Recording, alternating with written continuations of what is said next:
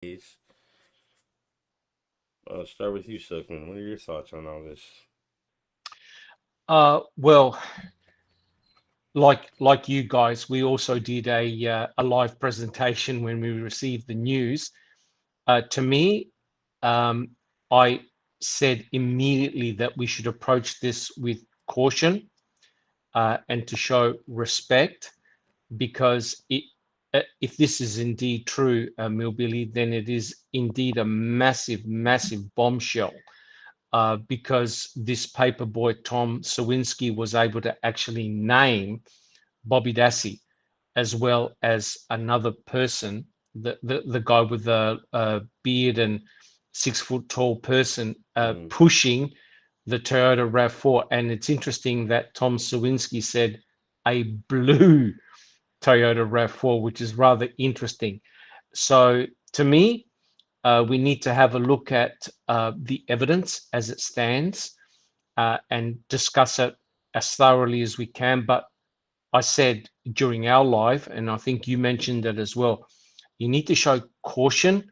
You got to be very, very careful, because this potentially is either a dud or huge. well, It could, it there's could, already proof that they did get the Herald Times delivered to the Avery property. It's in a jail call. Stephen asked Dolores to look in the paper, and she tells him, "Nope, I'm not doing that until after Chucky reads it, because he's the one that pays for it." yep, correct, correct. So, if Tom Sawinski's story can be corroborated, that is, if he did indeed ring up the Manitowoc Sheriff's Office or spoke to that lady officer, and it's all recorded, like you said, Millbilly, audio is key, and I 100% agree. If it can be corroborated, jeepers, where do we start? Where Well, do we start? I can tell for a fact I've never heard anything about that out of all the As in, radio I as listened in, to. no corroboration. No, but well, he Okay. didn't state how he contacted command. It's like Braun was saying yesterday. We don't know if he walked into the sheriff's department or he spoke to an officer that he ran into, or did he actually phone the sheriff's department? Don't know. Correct. But if he phoned the Correct. sheriff's department, based on what he said, that they already had the right man, so that's after Stevens arrested. Yes. So it's anytime after the 9th.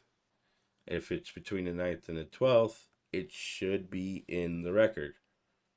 Because that's where all the Yes. records for Calumet stop, is on the 12th at midnight.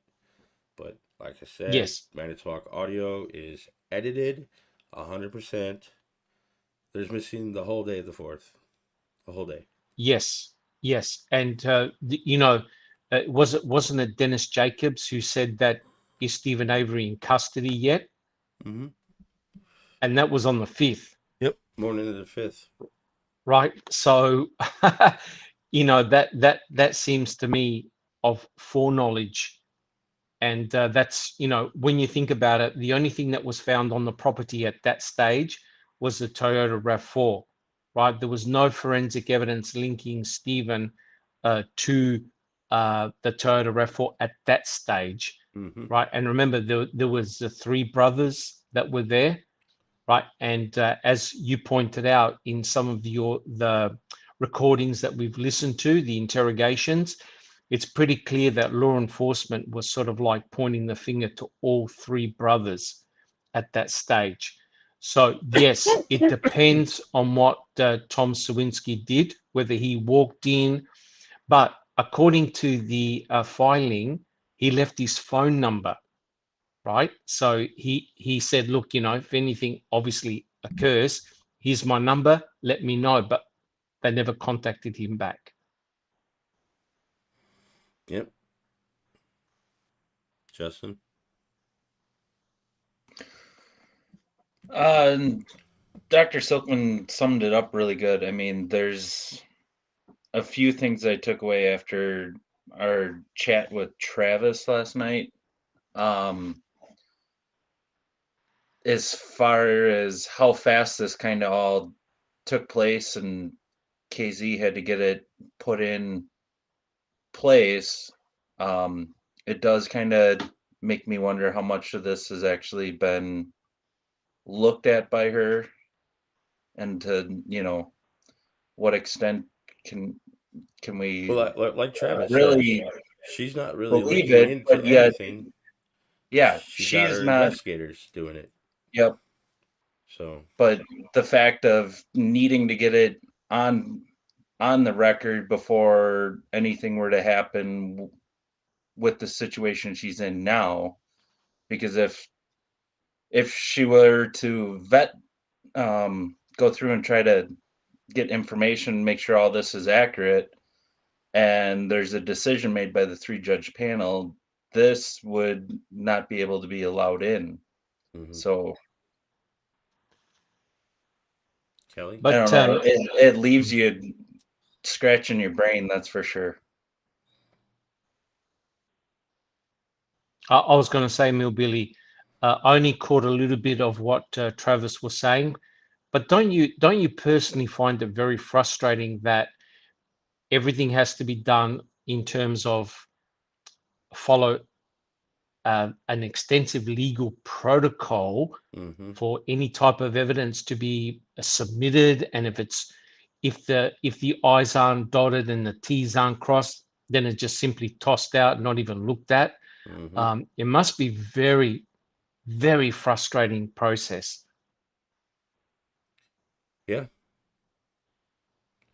I just still can't wrap my head around if this is in fact true. It contradicts so many other things.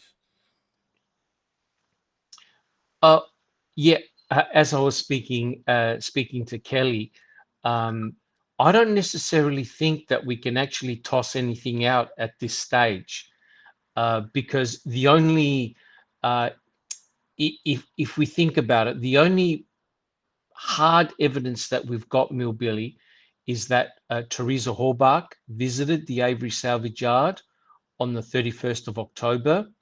She was seen by two people that we know of, Mm-hmm. both Bobby Dassey, Stephen Avery, right? That's a fact. We know she was there. Uh, and Stephen has also got the Auto Trader book to prove that she actually arrived there. So, and I think there was also a phone conversation that she had with, was it Pitson, Mm-hmm. stating that she was going to the Avery Salvage Yard. So we know at least that she was there, right? Yep. The other fact, the other indisputable fact that we know is that Pam of God found the RAV on November the 5th at about Mm-hmm. 10:30 with her daughter. Now, anything between those two time frames, it's all speculative, right? Mm-hmm. So the question is how much weighting do you give to people observing a RAV4 between those two time frames, Well, right? one big question I have. Okay, he claims he tried contacting his trial counselor after watching Making a Murderer. If he did in fact try contacting Manitowoc Sheriff's Office, why didn't he try contacting any of his attorneys before his trial? Yeah, I don't know. I do not know. But Millbilly, people do some strange things. Like, I mean, it's okay for us to sort of say, well, in this situation, I would have done this and I would have done that. Um, it's rather bizarre that sort of like, look at the timing of the events, right? Yep. Look at the timing. It's 2021, and all of a sudden, you've got this witness that allegedly made this observation on Saturday, November the 5th, in the early hours of the morning, that, as Kelly pointed out, that completely throws everything out the window. But you notice what's the common denominator here?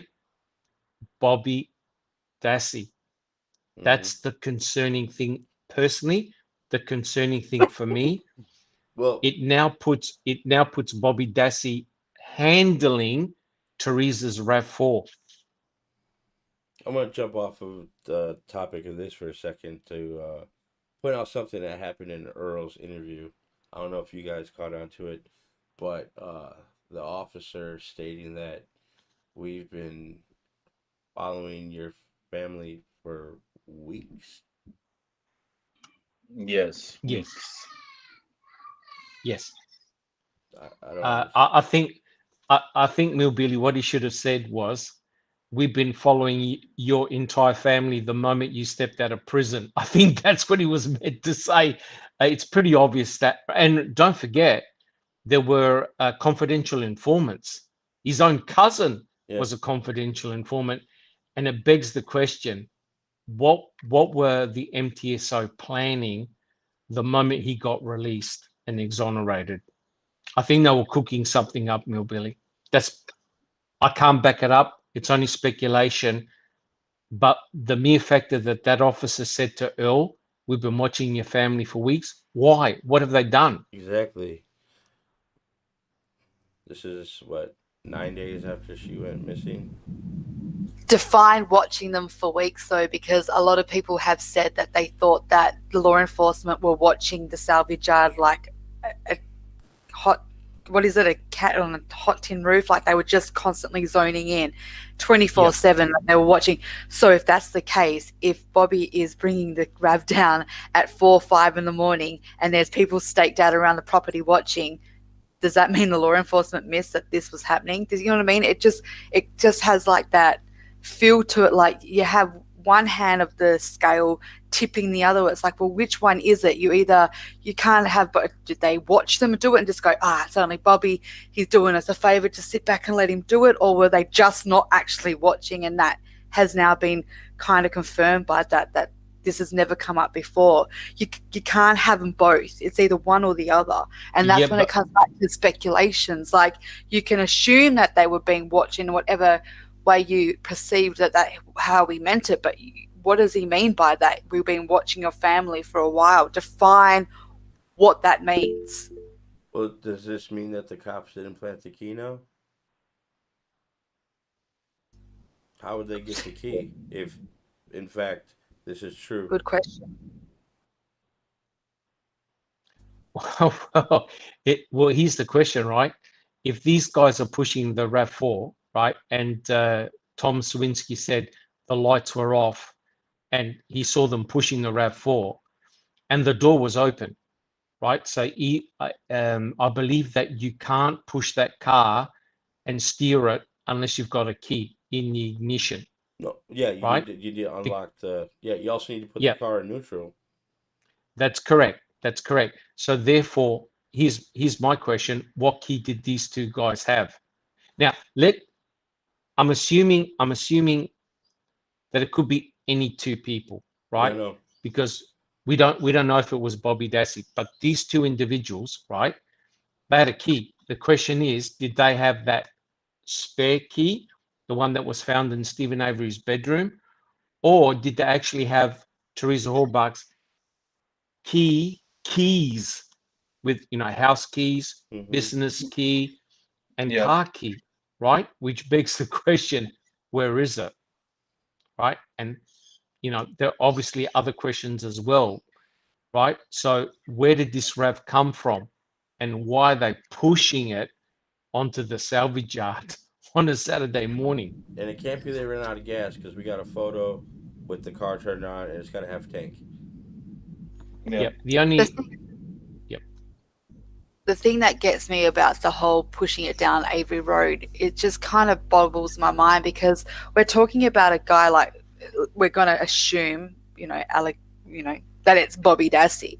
He knows that salvage up at the back of his hand, yet he chooses to use the one route that he needs to push the RAV into it, when you could have gone through the quarry and out the back through Cuss and not even have to push it at all and just drive it on. Okay. So it just confuses me on that perspective. Like, why use the front when you have the risk of people coming? Stephen was still on the property. He can't determine whether Stephen was going to get up a bit earlier, or, you got to remember, Brian came in around that same time frame. Didn't he say he got there about 6:30-ish or something on those lines? So you've still got that risk of people coming in and going out, and you're using the main road when you know the other routes to get in there. All the back tracks, but you choose to use the most straightforward one with the most high risk, and on top of that, when you just could easily just go in the back with your lights off and just drive it in. That bit just really bobbles me. It really has tripped me out. That's true, but it depends on how that RAV actually got to Avery Road in the first place. The bearded guy, did he drive it there? Did he meet up with Bobby? You don't know. I mean, yes, correct. Bobby knows the layout, but the guy with the beard may not know the layout at the quarry, right? And yes, Millbilly's correct. Now you have to start questioning Siebert's observation of the white Jeep and the RAV. And right? Tammy Weaver's statement too. That is correct. That is correct. And I think, Millbilly, you're going to be discussing the November the 9th interrogation of Stephen Avery when he was arrested, because yeah, that's on Friday. They really get hostile with him. As soon as he mentions Tammy Weber. So be very interesting. Well, it's just like when Earl, he starts, the guys are framing us. And he asked them straight out, you guys got any evidence? Well, we're working on that. Yes, correct. Just a line of questioning for each person leads into the next. Well, I think it's pretty obvious from the way they were questioned, both Chuck and Earl, that the law enforcement suspected all three brothers in the involvement of Teresa's disappearance. They were just trying to work out, what the hell happened. And that explains why there was extensive questioning about the crushing of the vehicle, and, they asked Chuck, they asked Stephen, they asked Earl, okay, what is the process whereby you crush a vehicle? What do you do? Where do you put the vehicles that you're about to crush? So, and also Ken Kratz, during the trial, came up with the hypothesis that Stephen's overall aim was to crush the vehicle. And how ironical, even in the interrogation on November the 9th, Stephen said, I would have crushed that son of a bitch if I did. So in effect, it was sort of rather ironical when he said. Maybe whoever did plant it was going to crush it, but there's a car stuck in it. There was a car. That's exactly what I think. That wouldn't really make a difference, because if you look right next to the crusher, when they crush cars, they put one in, they crush it, they put another one on top of that one, crush it, put another one on top of that one, crush it, and then they take this pancake out. They take the whole layer out, don't they? Some of them are 3 cars, 2 cars, 4 cars. It all depends on which cars in order they put in the crusher. Correct. Yep. Another thought, though, too, is doesn't Chuck also say that he believes the remote for the crusher is in the loader, and the loader gets locked up? Yeah. And the only people that have keys to that building are Chuck and Earl. Yeah, but wasn't the loader left out that night? Yes. Sorry. That week it was. That week it was. There was 2 nights that it was left on the flyover for the 3rd. You can see him flying over, and the loader is parked right by the old shop building on the right side. It's outside. Yeah. Yep. Correct. And that's what, late afternoon, isn't it? Mm-hmm. Yeah. Yeah. So I think the questioning of both Chuck and Earl, and also Stephen, was to establish how they would crush a vehicle. And it's interesting that that Earl was confronted with the fact that, so you're illegally crushing cars, are you? You're illegally burning tires, are you? To make him feel very uncomfortable.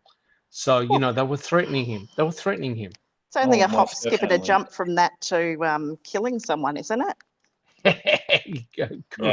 Correct. But Earl felt very, very vulnerable. Yeah. Well, it is their livelihood. I mean, it's their income, it's their life, and it's their legacy. Like if you look, it's their legacy to their children. We got 1, 2, 3, 4 cars here. This has got 1, 2, 3, 4 cars there. This one's got 4 cars. This one's got 4 cars. Yeah. So they literally basically load 4 cars at a time. Yeah, Crush them but and then remove them. isn't but Millbilly, it's interesting that I can't remember who was asked. They even said where the scrap metal went to, Mm-hmm. right? As in they were gonna, even if they successfully had crushed the vehicle and just say they took the vehicle off the property, the law enforcement was actually going to check where the scrap metal went to, just to check.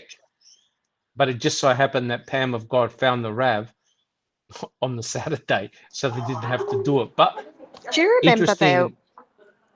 there was that tip about there was someone that tried to take a car to a Oh, place tried that taking a bunch. crushed. Yeah, tried taking it to another processing place, and Yeah, they didn't have the titles for the cars, and then they just that's drove right. off.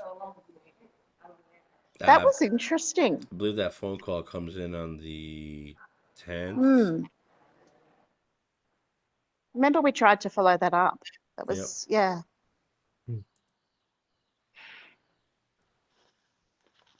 But there's no way that they would take the car to somewhere local. I mean, really, Yes. they'd either burn it or bury it or take it out of state or something. I mean, seriously, like these people aren't dumb.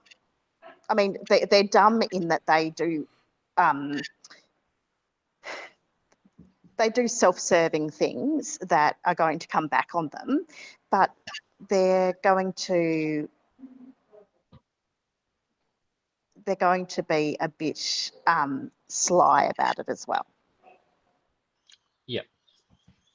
And I think Stephen, and we'll talk about it tomorrow when we do that look at the interrogation. He even said that Norb didn't care that they crushed the cars, right? Because that obviously left the crusher there and the remote control to use the crusher. So Stephen said they didn't mind.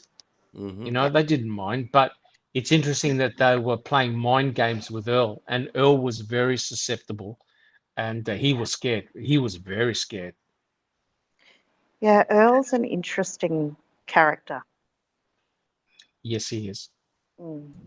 I just want to touch back quickly on the crushing of the car, though. If that could have been Bobby or whoever brought it in there to crush it, why plant the blood in it to begin with then if he took it from the sink? Why put Stephen in there if you were going to possibly destroy it anyway, to the point that it wouldn't have mattered if there was blood in it? I know people say you can try it open, but it kind of defines the point of going to all that extreme of planting your uncle's blood in it if you're only going to destroy it anyway.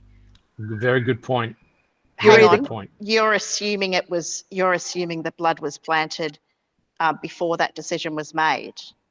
I'm going by Kathleen's thing that if the blood was taken from the sink on the 3rd and put in the RAV, and then obviously brought back by Bobby now on the 5th to then possibly get crushed.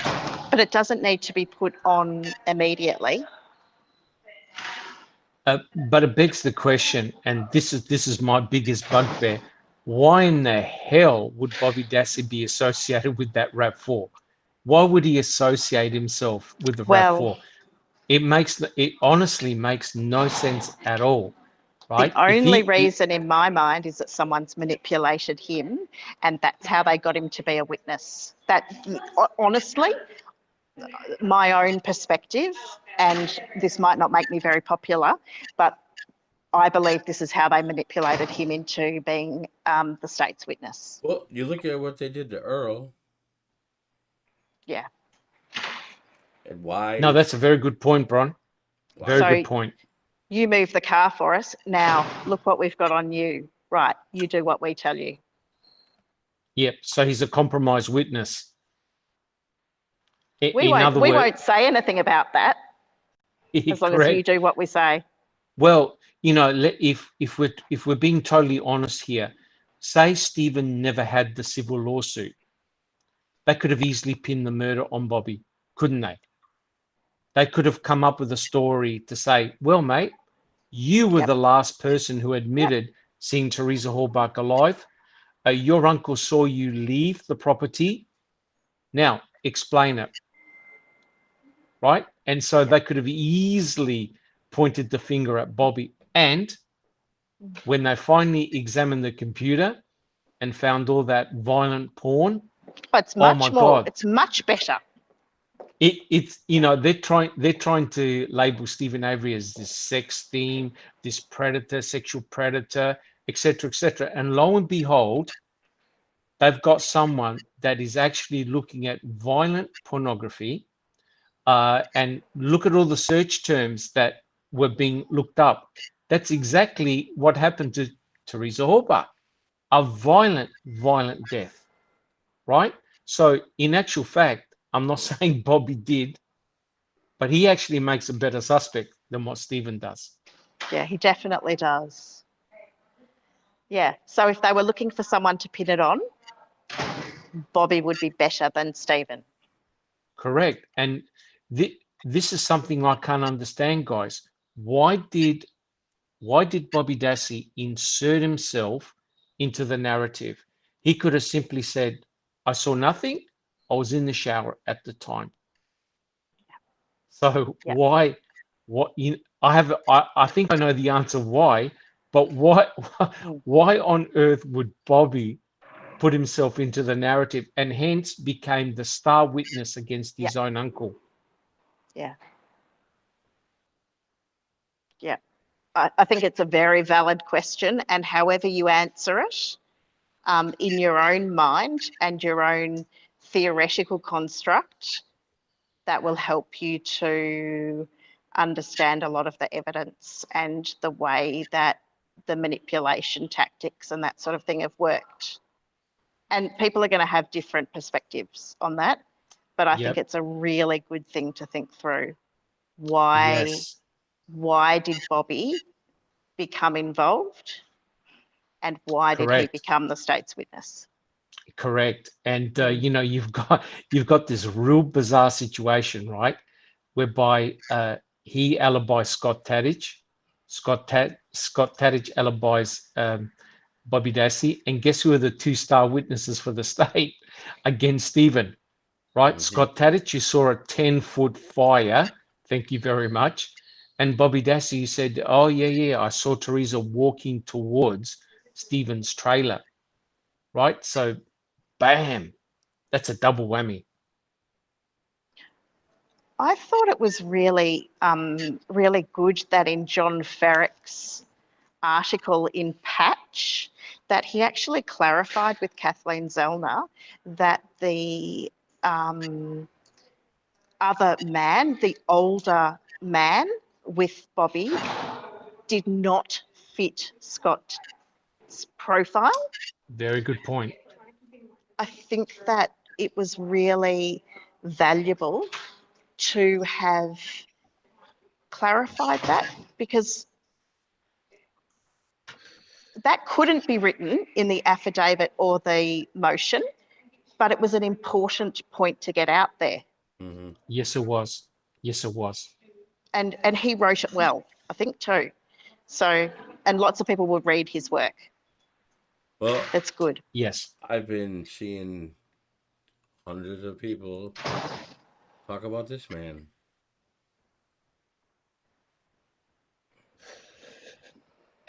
Billy, you want to tell us who he is? Well, Bobby Dassey made a few phone calls to this individual. Once on the 31st and on the 5th. Can I say something before I need to go? I'm sorry, I'm actually at a hospital with appointments with my children at the moment. But I work on a really high profile missing persons case, which has, it's 15 years unsolved, and a lot of tips come in. And the one thing that cold case investigators say is they always say, please don't put photos of people on social media. Please don't guess who is a perpetrator. Please don't talk about people. and say this is a perpetrator. They say the same with the Delphi murders, which is another one that I've been really involved with, because it can actually ruin people's lives. Yes. And I think that as people who are vocal on a platform like YouTube, that we can actually take a stance on that and say, yes, there's a lot of discussion about individuals, but what Kathleen Zellner has put out there is a verbal description. Yep. Now, the verbal description, a description. It's probably, you know, and I think Billy's point is really good. We can look at the evidence of who did Bobby call in the days, you know, leading Yes. up to that, because that's evidence. But we don't need to go through like news footage and look at photos and see who were his friends and that sort of thing. Let's look at the evidence. Yep. You know, Yes. Like I said, and take this yeah. this a mind fuck. Yeah, I think that though that we can take a bit of a leading stance in that, and if you want to talk about individuals, do it privately. Don't do that on social media in public forums. That's just, I guess that's my personal feeling. I've seen people start to be destroyed by it, and it's not nice. It's not nice at all. 100% agree. 100% Well agree. said. Very, very well said. Yep. And If, I understand that people yep. have been contacting people already. I read somewhere that people are contacting potential alternative men, etc., and the wrong people. So I think just Well, this happened. Yeah. This happened in the beginning of the Stephen Avery case when Scott Yeah. and Ryan called the wrong Stephen. Exactly.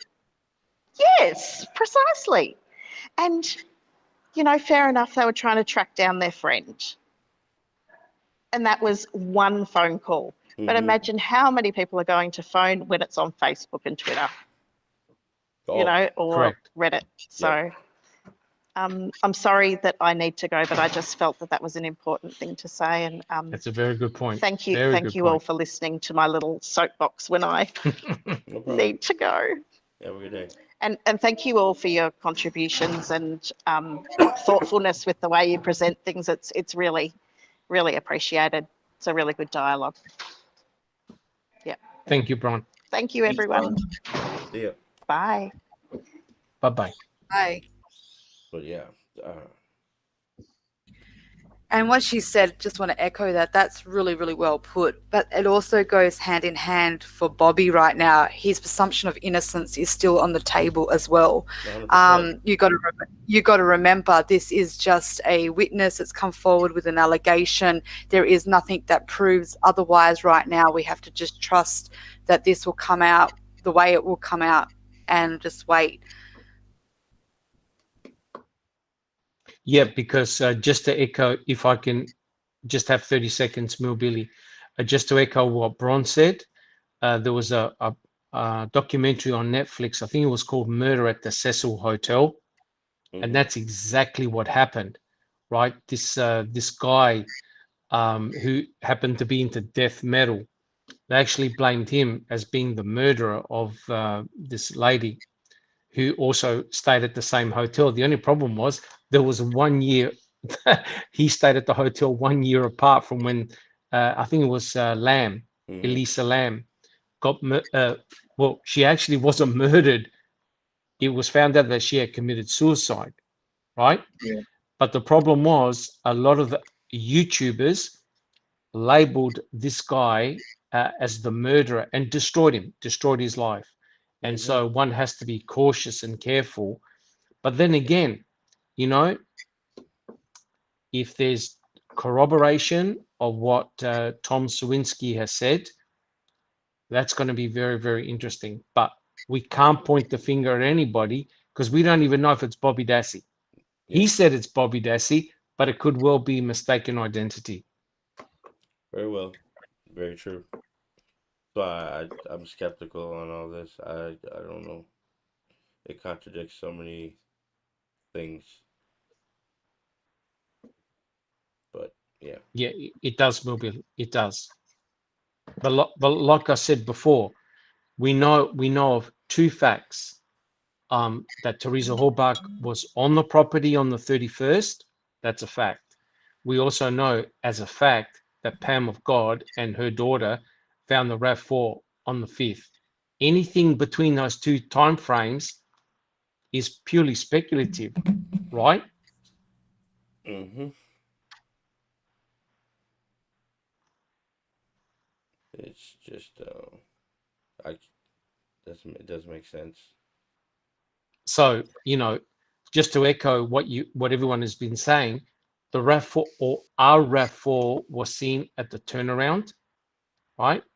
And also Siebert observed a RAV4 and a white Jeep enter from the rear of the property, right? And now all of a sudden you've got this witness saying he saw two males pushing a RAV4 down Avery Road on the morning of the 5th. How the hell do you bring all that together and make some logical sense? Oh, so what did Chuck says he's seen lights? What did he see? That Correct. that don't make sense Correct. now. That's correct. And that was on the Friday, Yeah, right? the night before. And that coincided with all the drop calls that Ryan Hilligus experienced. When you consider his very last one, I think it was at 7:22, and at 7:25, you've got Chuck phoning Steve, And then he called and him it's back on 10 record, minutes later. and he calls him back correct. And guess who? Both Stephen and Bobby Dassey Yeah. Exactly. I was going to say that. go check out what the lights were, and now all of a sudden, the day after or in the morning, you've got allegedly Bobby Dassey pushing a RAV4 up Avery Road. Like I said, I don't know. It don't make sense. What? No, it doesn't. I can't wrap my head around it. I'm trying to make sense of it, but I don't know. I got nothing. Yeah, I mean, where do you go from here? Where do you go from here? Like, it's either true or it's not, right? If it's true, Lord knows where it goes from here, because and if it it's completely not true, like I could feel for the Avery and Dassey family now, because I'm sure they're going through hell. Correct. Yeah. Correct. And it's a war. It's a war in the family, and this is going to open up old wounds again. Oh, for sure. Right. But do you think Millbilly and the other guys, if this turns out to be false, what do you reckon it's going to do to Kathleen Zellner's credibility? Would you go ahead, Justin? I don't think it's going to do anything to her credibility, because it's on the witness. She's just taking the information that he has come forward with, and like Travis was saying, legally she needed to get it into paperwork in a timely fashion. So, I mean, if she would have had time to go through and fact check all this before she had to get it in paperwork, then I could see it kind of hurting her. But the fact that, it's his sworn affidavit, it's not her. No, I know. Okay. That's my thought. The one thing I just want to know, I agree with that, Justin. I think exactly the same. I think it doesn't hurt her credibility. It falls on the witness. She's following up on a tip, so she's doing her job. The other thing that I was just thinking was, what does that leave in terms of other civil suits against other people? Like, you've got Colburn saying, hey, I have had nothing to do with any of this planting, the RAV, this. He's doing that. Could we see like a new wave of people coming forward and saying, hey, listen, I got dragged through the mud with this crap. I'm taking someone through the muds with me, and I'm taking them to court because I am not being labelled as a killer or someone that was a part of this, period, because I had a beard back then. Could we see maybe a wave in terms of civil suits or something, clearing their name, maybe. Look, you're right. This could have a massive flow-on effect, but at the end of the day, what it does is it leaves the state's story against Stephen and Brendan in tatters, in absolute tatters, right? Because remember what the state's narrative was. Teresa Horbach and her vehicle never left the property. So what in the hell, if this observation is true, are two males pushing a RAV4 down Avery Road in the early hours of Saturday morning? Well, like, what if That this doesn't is make any true sense. and he just identified the wrong people? True. Yep. Yep. And that's why I said, Millbilly, in chat, I think it was, you got to find out who A23 belongs to, right? Because these guys were pushing the RAV, right? So if they got cuts or abrasions and they were bleeding and they left blood on the back doorknob, then potentially one of these two guys may well fit the profile of A23. Well, we already know A23, Bobby don't. Well, A23 was never submitted for testing, so correct, correct. But you know, wouldn't you think though that the state would want to clear that up? If they've still got the A23 squab, why not just simply redo another extraction, test everybody to say, hey, Bobby was nowhere near this RAV4. Nope. You know, this surely, hands off. If this is true, this surely explains why the Manitowoc audio is not in full. Correct.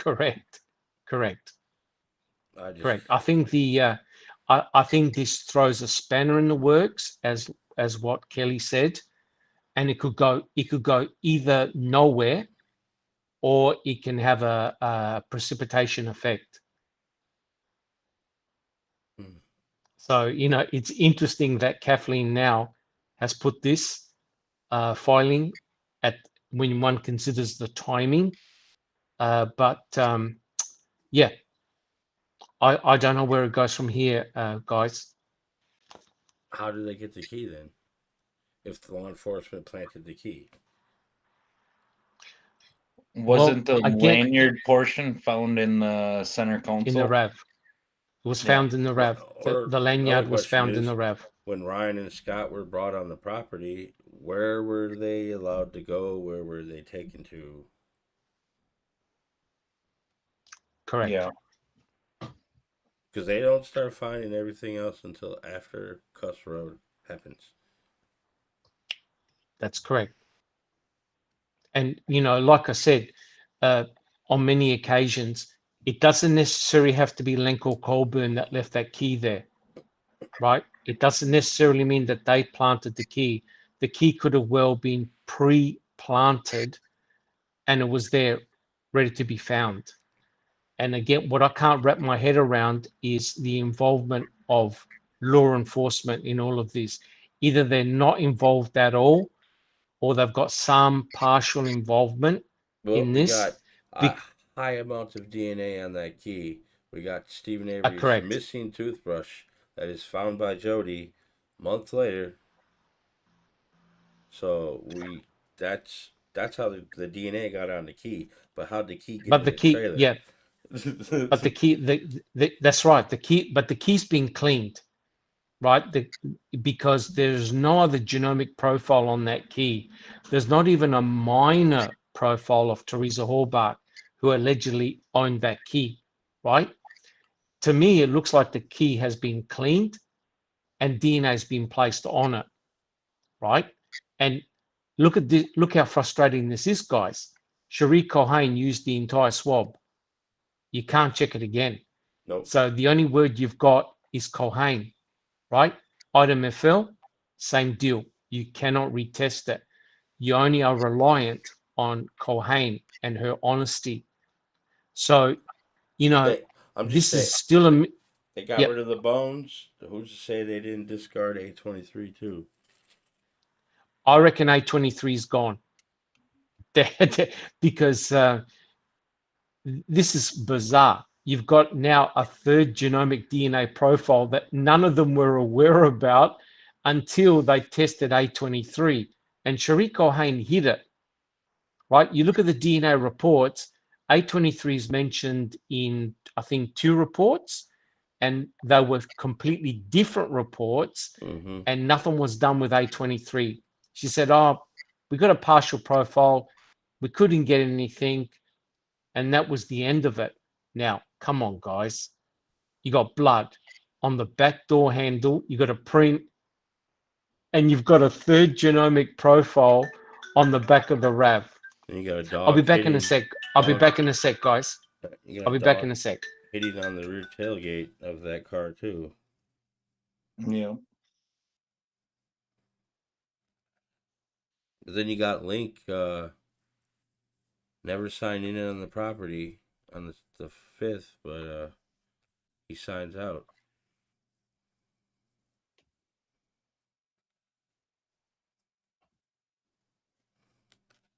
Well, and doesn't Dean get him to testify too that he's got 4 or 5 hour time difference between pre-trial and trial as far as when he arrived? Yeah, and in trial they even pointed out to the jury that he lied. Yep. I don't know.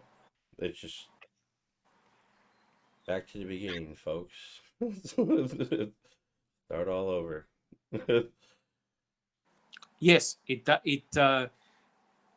certainly complicates things, Millbilly. But tell me, is there anything in this case that's simple? No.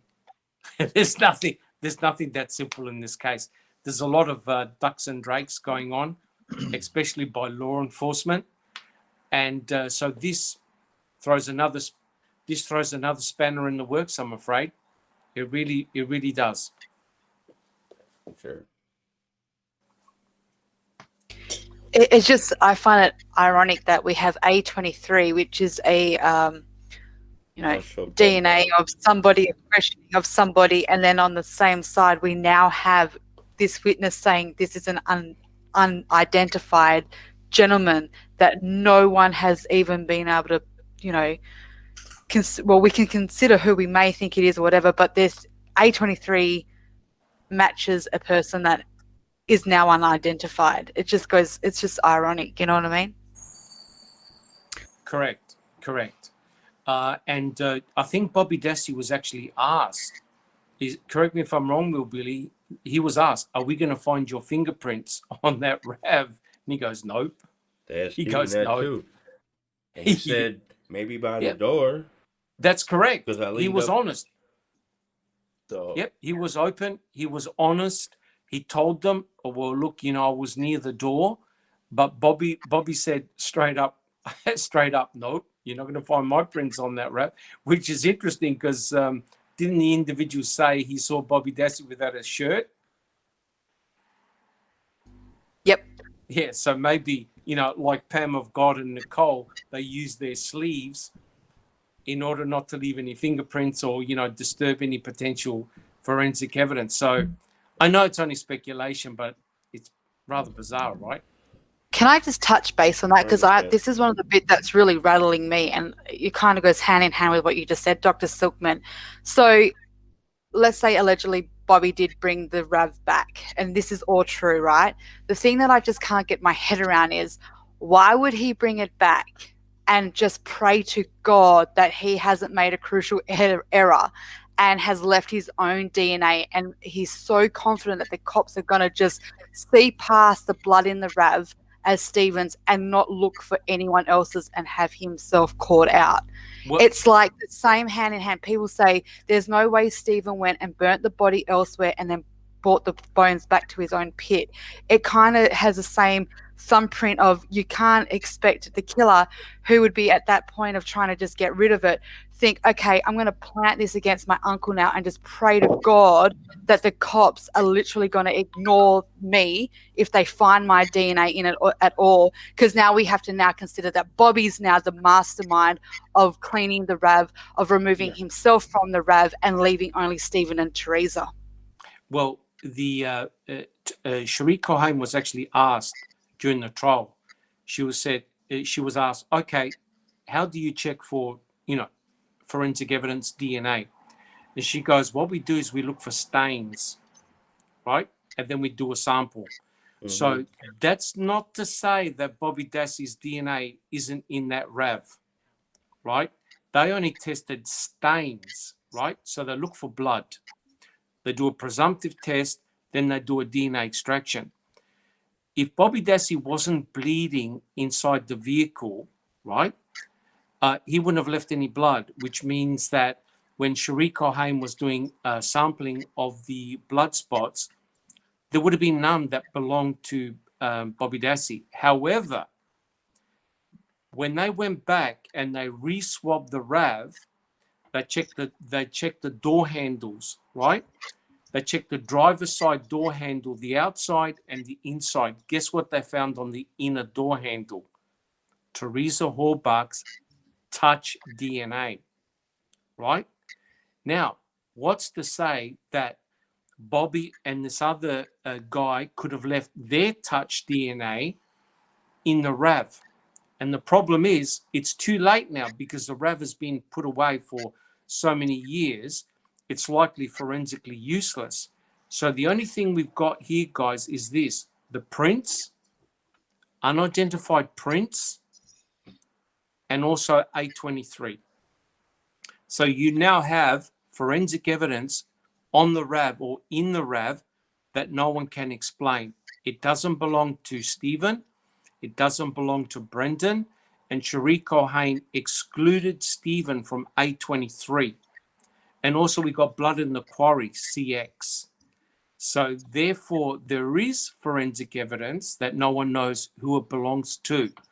So potentially A23 and the identification of those prints may lead to the killer or killers. Yeah. Yep. I'm just reading a comment. People are saying that what if the law enforcement knew it was Bobby and they just did it all as a cover up? So they knew it was him, but then my only problem with that is why not kill two birds in one stone? Why not get the real killer and then manipulate Bobby and say, hey, mate, Yep. add Stephen into your narrative? Why bring an innocent kid and coerce him into a false confession when you could have the real killer and go to him? We'll give you 10 years off, mate, if you just admit that you were with your uncle. It was with Uncle Stephen, was it? And he's like, yeah, okay, it was. Bang. They've caught the real killer. It's not this big conspiracy. They put him in jail and then he's a part of this new narrative. It's just, to me, like, why would you then allow Bobby to run free out there like you did Gregory Allen and then it all come back and bite you in the ass if Bobby, again, allegedly goes and starts hurting another female or Correct. something else goes wrong? You wouldn't risk that as well. That's just a bit, for my opinion, that's a huge stretch. That's just for me. I just find it really hard to think that they would do that and not just go, I'll seize the opportunity, get the real killer and just add Stephen into that narrative instead. Correct. And, if it actually turns out to be true and say Bobby Dassey is implicated, then I think the way the state will spin it or try and spin it is that Bobby Dassey was the unindicted co-conspirator. The third party. Yeah. So in other words, they'll say, oh, Steve still did it, but he did it with Bobby, and Brendan. So they'll try and get away with it in that regard. But I think if you weaken the state's case, I think the state will be in big, big trouble. And Bobby's got a lot of explanation to do.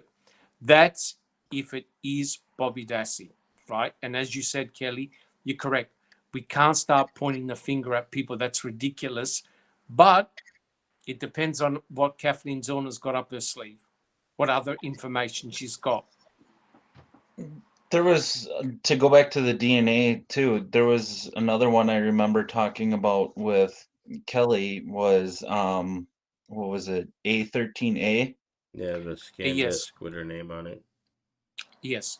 It just, when you read the reports, it says that they had run a DNA analysis on it, but then all of a sudden it just like completely gets dropped from anything. Correct. But you can see though what they did, what the state did. Yep. As soon as they found Stephen's profile in the RAV, they stopped looking. They just stop looking, right? Because Stephen can't explain what his blood is doing inside that RAV. Steve never even gave an innocent explanation of what his blood was doing in the RAV. He was just going, what? How in the hell can that possibly be? We're going to go over all that tomorrow. Yeah. Awesome. Crazy. Awesome. But yeah, that they clearly they can do more forensics on that RAV. They haven't done it. Well, she needs to get her hands on everything so she can retest everything like she wants. But correct. Who knows what the circuit court's going to say about this? But Travis said we should probably hear something back by next week. So, yeah, like I said, I'm still trying to wrap my head around it. It doesn't make sense with all the other filings she's had. Like Travis said, I don't know. It got Can me. the state reply to this? Can the state reply to this? I believe that's what Travis was saying. We should hear back in a week's time about is the state's reply to this. Right. And then once the state reply, can she have another turn at going back? Yeah, Yep. okay. I've just confirmed that. Yep. And then after that, it would be, I think Travis said, possibly 4 weeks to hear from the judge about it. Well, maybe that's when she will utilize the time frame to get some information more together. So when the state come at her, then when she replies, maybe, like I did watch the bit where Travis said it didn't seem to have enough meat in this motion. He didn't want to use the word weak. He said there was just not enough meat to maybe at this time, be considered anything more than just an affidavit, a witness statement. So if the state then has something to say, then maybe you'll see something a little bit more yet again in her reply again from that, because she's had a little bit more time to get some information together. Yes, Millbilly, do you mind if I ask a hypothetical question? Go free. All right. You're Bobby Dassey. What do you do? Can I answer that, or everyone? Anyone. You're Bobby Dassey. Now what do you do? This is the time where I literally, if I was innocent, I would come forward out of the darkness and I would scream and I'd say, right, you want to go? Let's go. I will provide anything you need. I ain't playing games no more. Let's cha-cha. This is the time you'd make a noise. You wouldn't go, this will blow over. This ain't going anywhere. Because I think they've already got his DNA profile. They've got his DNA profile. I think they got his prints as well. And they did photograph him, and he did have scratches on his back. Right? He said it was due to the puppy. I don't know if that's true or not, but where the RAV4 was placed, you can see that there were a lot of metal objects and there were tree branches and everything. Potentially, you could get scratched. If he didn't have a shirt on, he didn't have a shirt on. Correct. All right. He could easily. I know that's that was a bit nefarious, but still, if he didn't have a shirt on and he got him. See, the other thing that you need to consider was that there were items in the salvage yard that were used to hide the RAV4, like the hood and other bits and pieces, right? How would they know where to find these things? They've got a hood, they've got other bits and pieces. Someone's got to have some type of knowledge of where you're going to get that sort of stuff. So someone spent some time trying to hide the vehicle. It wasn't just dumped there and walked away. I still can't look past law enforcement being a part of this.